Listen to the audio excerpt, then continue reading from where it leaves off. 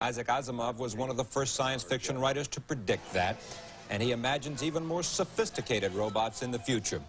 Those kinds of predictions appear often in his collection of 335 books. 16 of them were published in the last 6 months alone. It's incredible. Isaac Asimov, a very tired man, is here. Well, 335. And how many in the last year?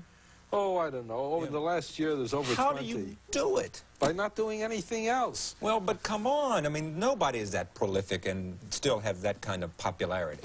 Oh, I'm not sure about the popularity. I'm no Stephen King, you know. Yeah, but he doesn't write 355 books either. Give him a time, I guess. Well, but I tell you, the subject of robots is popular. As a matter of fact, the reason I'm in Washington is because the Congressional Clearinghouse wants me to talk to them about robots. The Congressional Clearinghouse on the future? Yes. Right. And what are you going to tell them? Well, I'm not sure yet. I've got till tonight to make up my mind.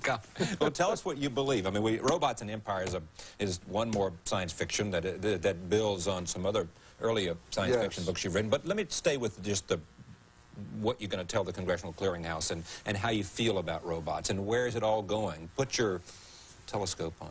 Well, the importance of robots is that they're going to do the kind of jobs that human beings oughtn't to do because it underuses the brain. And yet human beings have had to do it because neither animals nor machines are smart enough. Now we've got computerized machines, robots, that are smart enough to do this work. The only trouble is that it means lots of people are going to find their jobs disappearing. And we're going to have a transition period. Like whom? I mean, we know all about robots on assembly lines. That's the reality today. Forecasted 15 years, and who's going to lose their job because of an Well, robot? It seems to me that a great deal of the office work, the scut work in offices are going Typing letters, doing that kind of thing? Yeah, either that or be automated. Yeah. Servants, if any still exist, will be replaced by robots to some extent. And similarly, any kind of work that is repetitious and dull and doesn't really take much brains probably can be done by robots. Are there nations ahead of us in the process of using robots? Well, there's no nation that's ahead of us in the technology, but Japan uses more robots than we do. For some reason, their social system can absorb the robots faster than we can. In the future, though, we're going to have to match Japan. Are we going to run into real problems with labor unions and some real social issues about protection of people who've invested most of their lives with companies? Oh, yes. Oh, yes. There's going to be technological unemployment. There's going to be a lot of resentment against robots. And I think that we're going to have to take into account the necessity of finding work for many people. Retraining them, re-educating them, if it can't be done in some cases, then finding work anyway for them. You are an interesting man, and I want to just go. Born in Russia. That's right. Came here, where in Russia? I was born 50 miles south of Smolensk, or 230 miles southwest of Moscow. Came to the United States when you were how old? 3 years. Yeah. Parents immigrated? Oh, it was several years after the revolution. We came in 1923, and so my native language is English. I remember nothing about the Soviet Union. And you wanted to be a writer very early. 11 years old, I started writing. First book published, what, about 1950? Well, that was the first book published in 1950 when I was 30 years old, but I'd been publishing in the magazines short stories for 11 years before that. My first short story was sold professionally in 1938. So that I'm rapidly approaching my 50th anniversary as a professional writer, which isn't bad considering that I'm only a little over 30. Is it getting easier for you? Yes, it is. It's been getting easier all the time simply because I gained in self-assurance. It's not for decades have I worried about rejections.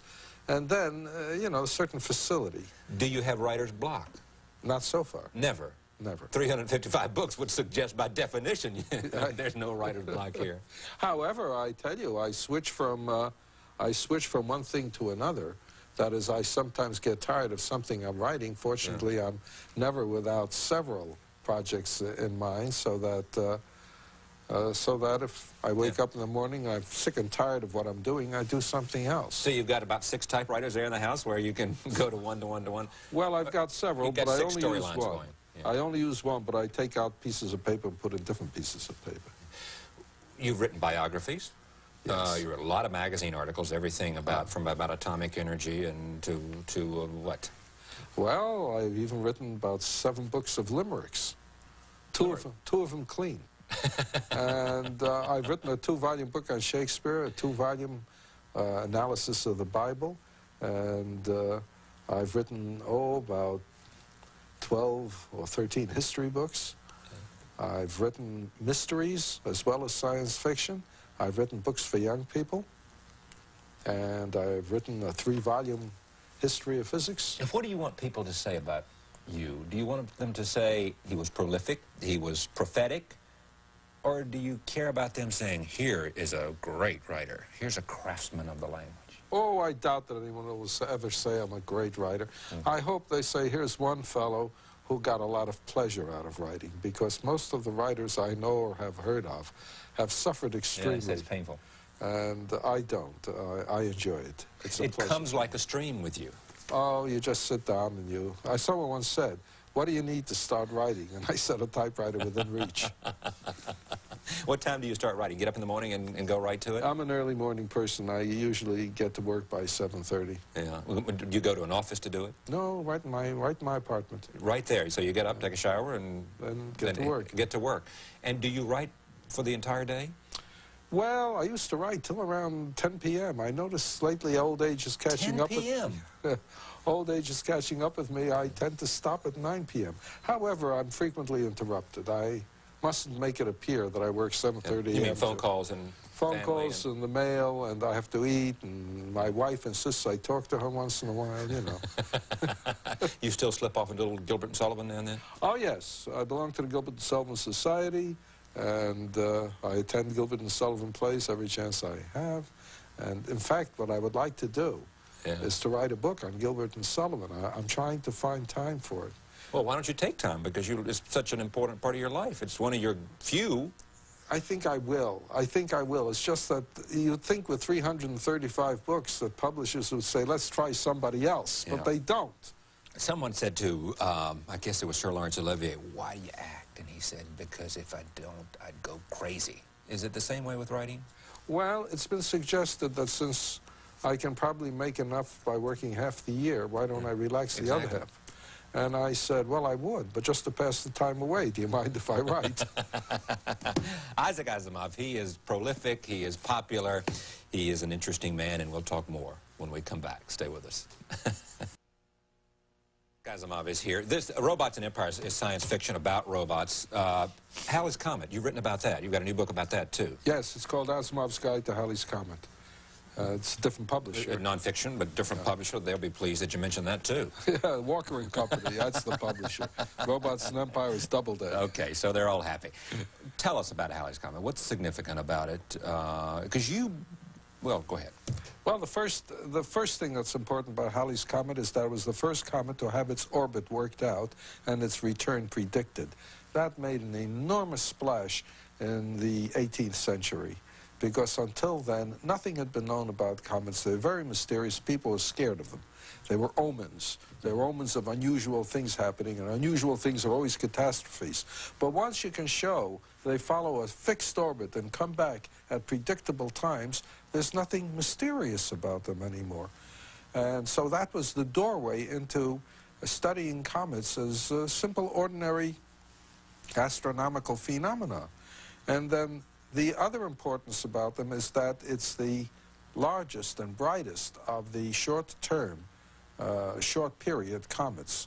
The only ones that are larger and brighter come in from way out there. And when was the last time that we saw it? 1910. 1910. Yes. It was a much better show then than this one is now, because it passed Earth closer to it, so that it looked larger and brighter. So this is a big deal.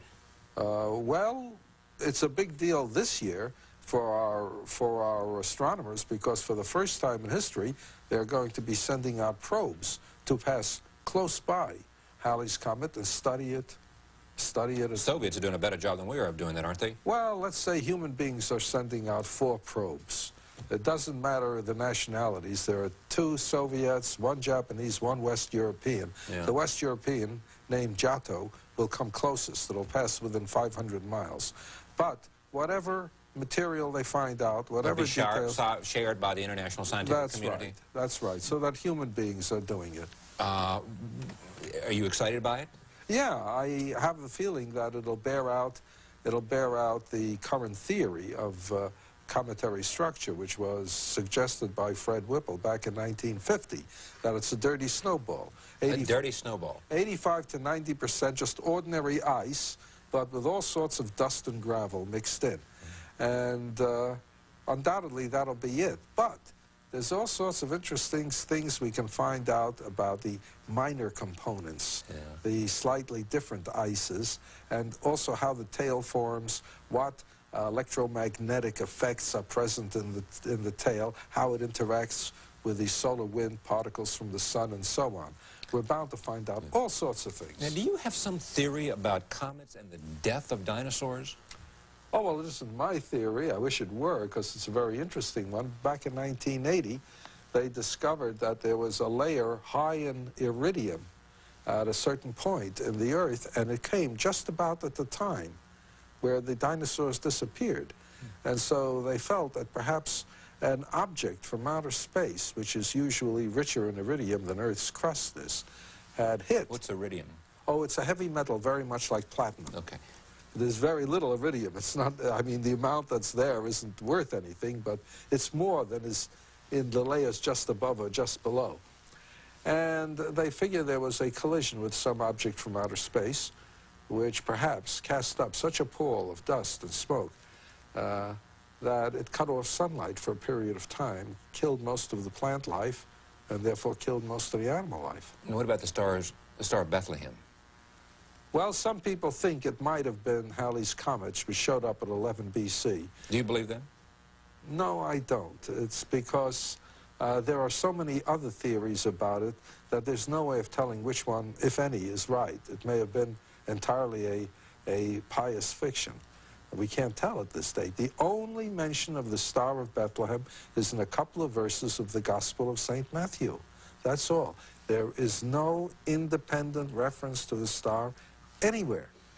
Are you a religious man? No, I'm not. Why not? Well, the easiest answer is I wasn't brought up so. Yeah, it's a... But, I mean, you are obviously a very curious man, and you have an open mind about everything. Oh, sure. And so you what? You investigated religion and came to the conclusion that? No, I can't say I investigated religion with any particular interest, but I was interested in the Bible as a work of literature.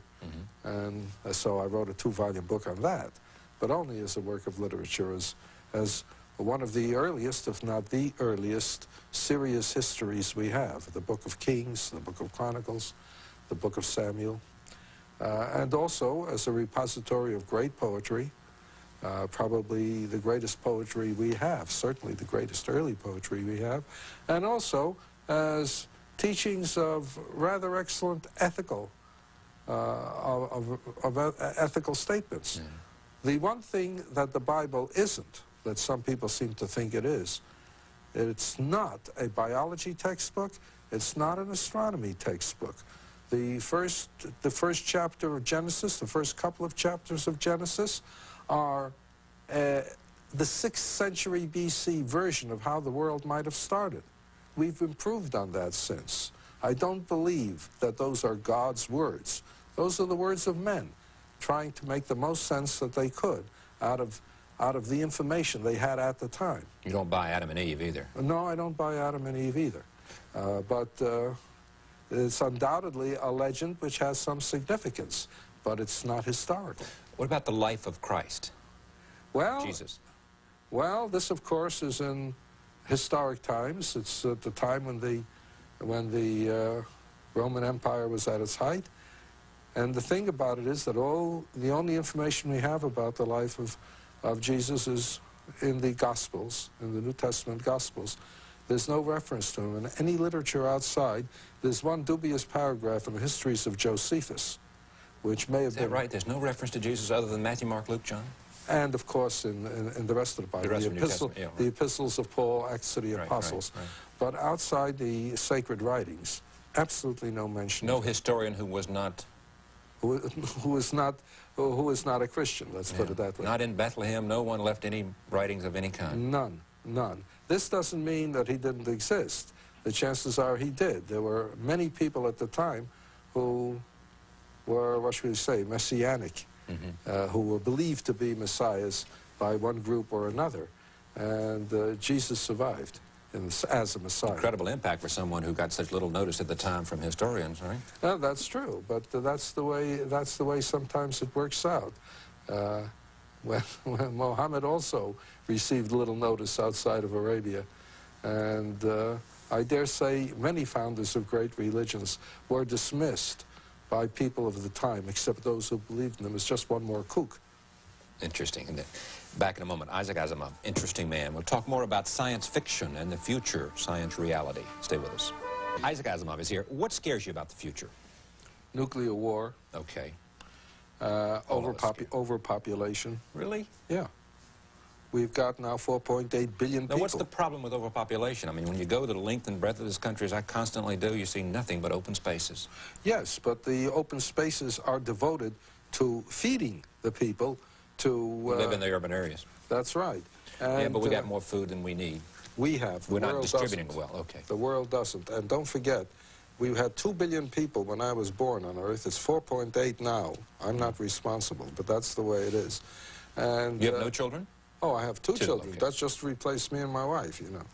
But in addition, if we consider that next time Halley's Comet passes by, if we continue to increase at the present rate, well, I will have 10 billion people. So next time it passes by, I would say 1910, to be 75 years ago. 75 plus 85 is what, 2065, something like that. Yeah, something like that. And there'll be then, at the present rate of increase, 10, 11 billion people on What's Earth. it, China, 1 billion already? 1 billion already, but they're doing their level best to keep it at that. And to the displeasure of some people who find real fault with their... Yes, but if they continue to increase in numbers the way they have been in the past, that would be to the displeasure of a lot of people, too. Beyond that, what about any ethical questions with robots? Any other thing about the future that scares you? Not with robots. I consider that robots is liable to be a very good thing for us if they're used properly. But what about the possible abuse? Anything what could be the abuse? Well, they can be used to do human labor, and the humans who had been doing it before can be thrown out in the street and considered, and not considered at all. And that could create a great deal of human misery. An absence of respect for human integrity, for the dignity of woman or man. Well, if we get to the point where we have no respect for labor, if labor is only something robots do, and then I think that might be bad. It still should be possible for human beings to work if they had what we usually would consider robotic labor. You know what I don't understand about you is how do you know so much? Because you spend all your time writing. Well, I don't. I also read in my spare time, in the interstices. In the interstices? And in addition, I don't forget. I don't know how long that'll last. Do you have a photographic memory?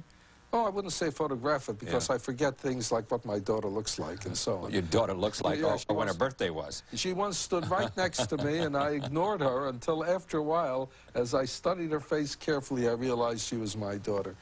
But the things I need for my writing, I tend not to forget. Do you keep notes and cards and all that? No, all in my head. It's all up here. Yeah, which worries me because I am getting old now that I'm a little over 30. Do you use a word processor? Yes, but I haven't thrown out my typewriter. Do you use computers at all? And just the word processor. Yeah.